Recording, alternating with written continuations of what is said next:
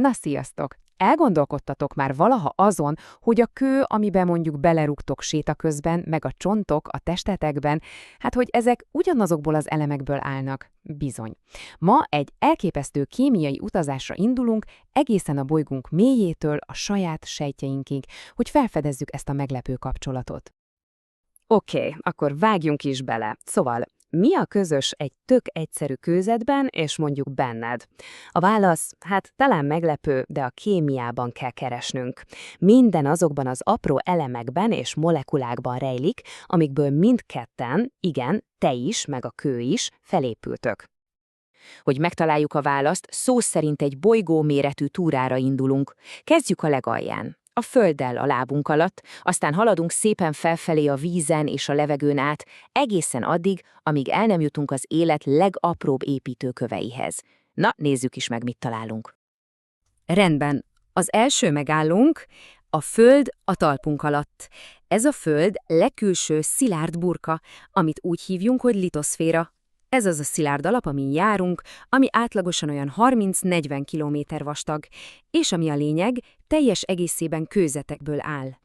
Na de, mégis milyenekből? Hát alapvetően 3 nagy kőzetcsaládról beszélhetünk, és mindegyik teljesen másképp jött létre. Az elsők a magmás kőzetek. Ezek a föld mélyéről feltörő, izzó magmából szilárdulnak meg, ahogy az szépen lassan lehűl. Aztán vannak az üledékes kőzetek. Ezeket a víz vagy a szél hordja össze apró részecskékből, amik az idők során kővé préselődnek össze. És végül a harmadik típus az átalakult kőzet. Ez, ahogy a neve is mutatja, akkor jön létre, amikor egy már meglévő kőzetet óriási hű és nyomás ér, és hát teljesen átalakul valami újjá. De menjünk még egy szinten lejjebb, mert ugye maguk a kőzetek is felépülnek valamiből, ezek pedig az ásványok. És ahogy itt láthatjátok, ezeket 9 nagy kémiai családba tudjuk besorolni. És ami a legizgalmasabb, gondoljatok csak bele, a konyhai kősó, ami a halogenidekhez tartozik, az pont ugyanúgy ásvány, mint a kvarc a számítógépetekben, ami meg egy szilikát. Ezek a látszólag teljesen eltérő anyagok mind-mind a bolygónk közös kémiai építőkockái. Oké, a szilárd földdel meg vagyunk, haladjunk is tovább a túránkon, jöjjön a következő állomás, a víz. A bolygónkat beborító hatalmas és persze létfontosságú víztömeg, vagyis a hidroszféra. És ami itt rögtön szembeötlik, az egy egészen döbbenetes aránytalanság. Ugye mindig azt mondjuk, hogy a Föld a kék bolygó, de nézzétek csak meg. A bolygó összes vízének 97%-a sós víz, és csupán egy picike 3%-nyi rész az édes víz.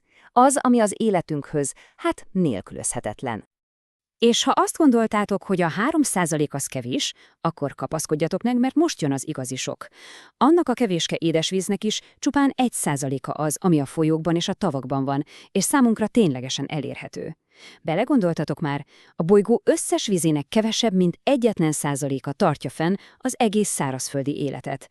Ez tényleg már bevágó. És ne higgyétek, hogy ez a parányi mennyiségű víz gyenge, elképesztő kémiai ereje van. Vegyük például a cseppköveket. A folyamat pofon egyszerű. A levegőben lévő széndioxid feloldódik az esővízben, és egy nagyon gyenge savat, szénszavat hoz létre. Ez a savas esővíz aztán, ahogy átszivárog a kőzeteken, szépen lassan feloldja a mészkövet. Amikor ez a vízcsepp bejut egy barlangba és lecsöppen, a víz egy része elpárolog, a benne oldott mészkő pedig újra kiválik és ott marad, cseppről cseppre, évezredek alatt. Így épülnek fel a gyönyörű cseppkövek, a kémia munkában. A szilárd föld és a víz után emeljük a tekintetünket, és jöjjön a túránk következő állomása, a levegő, vagyis a légkör. És itt van egy nagyon fontos dolog, amit tudnotok kell. A levegő, amit ma belélegzünk, egyáltalán nem volt mindig ilyen. A bolygónknak a története során 2 egymástól teljesen különböző légköre is volt. Nézzük a különbséget. Az ősi légkör tele volt olyan gázokkal, mint a hidrogén, metán vagy az ammónia. De ami a legfontosabb, egyáltalán nem volt benne oxigén, 0. Ezzel szemben a mai, modern légkörünknek ugye 21%-a az az életadó oxigén, ami nélkül elképzelhetetlennek lennénk. Ez a hatalmas drámai változás volt az, ami megnyitotta az utat a miénkhez hasonló életformák előtt. És ezzel meg is érkeztünk a túránk utolsó és talán a legizgalmasabb állomásához. Most fog minden összeállni. Ugyanis itt kapcsoljuk össze a bolygó élettelen kémiáját, a kőzeteket, a vizet, a levegőt magával az élet kémiájával, vagyis a bioszférával. És itt jön a nagy felismerés, a lényeg. Az élet nem valami egzotikus, idegen anyagból jött létre, dehogy pontosan ugyanazokból a hétköznapi elemekből épül fel, amik a Földet, a vizet és a levegőt alkotják. Szén, hidrogén, oxigén, nitrogén. Vagyis a Föld nem csak a hátteret, a színpadot adja az élethez, hanem magát az alapanyagot is. A valódi varázslat, az csupán az elrendezésben rejlik. Nézzük is meg gyorsan az élet 4 alapvető molekuláját. Az első a szénhidrátok. Ők az élet gyors üzemanyagai. A cukor a kávédban, a keményítő a krumpliban, vagy épp a növények vázát adó cellulóz, ezek mind szénhidrátok és azonnali energiát adnak a működéshez. A második csoport a lipideké, vagy közismertebb nevükön a zsíroké és olajoké. Ők a test hosszú távú energiaraktárai. Képzeljétek el őket úgy, mint a test beépített powerbankjeit. Ráadásul nélkülük a salátátokban lévő zsírban oldódó vitaminok, mint az A, D, E és K, hát egyszerűen fel sem szívódnának. Harmadszor a fehérjék. Na ők az élet igazi svájci bicskái, tényleg mindenre jók. Egyrészt ők maguk az építőkövek, belőlük van a hajad, az izmaid, másrészt viszont apró szorgós gépekként, enzimekként is működnek, amik a testedben zajló összes kémiai folyamatot felpörgetik és irányítják. És végül a negyedik, a nukleinsavak. A leghíresebb képviselőjüket mindenki ismeri. A DNS. Ők az élet szoftvere, a nagy tervrajz. Ebben a hihetetlen molekulában van leírva minden, de minden, ami te vagy. A szemed színétől kezdve egészen odáig, hogy a tested hogyan emészti meg az ebédet. És ezzel a kör be is zárult.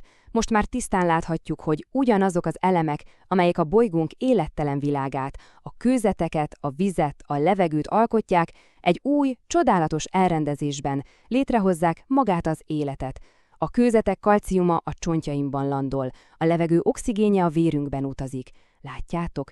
Elválaszthatatlanul, kémiailag össze vagyunk kötve a bolygónkkal.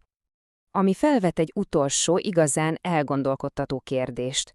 Ha mi magunk is a bolygónk anyagából vagyunk, szó szerint ugyanabból a csillagporból és kőzetből, mint minden körülöttünk, akkor mit is jelent ez a mi helyünkre nézve?